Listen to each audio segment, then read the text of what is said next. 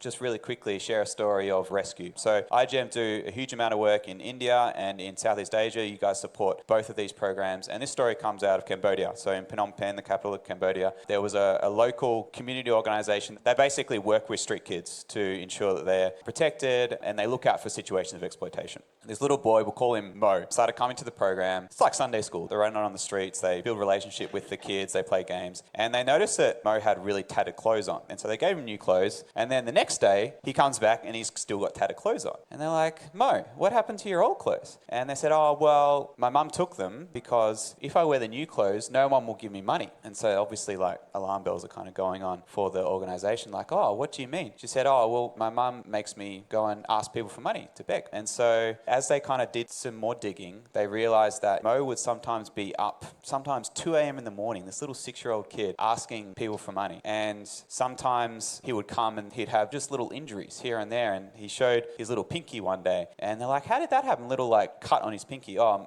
because I didn't get the $3 a day, my mum would, smack me with a barbed wire. And so this organisation did a whole bunch of investigative work, followed him around to show evidence that he was actually doing this, and then worked with IGM to get his mum arrested. Long story short, his mum wasn't actually his mum. So he was sold into slavery, and he had brothers and sisters that were all doing the same thing. There was 7 of them. Some of them were infants. His sister would carry a little baby brother around asking strangers and tourists for money. And thankfully, he was obviously taken out of that situation, and they found that there was actually correspondence from this lady that she was in communications to then sell little Mo and some of his brothers and sisters to another trafficker. So the timing of it was just extraordinary.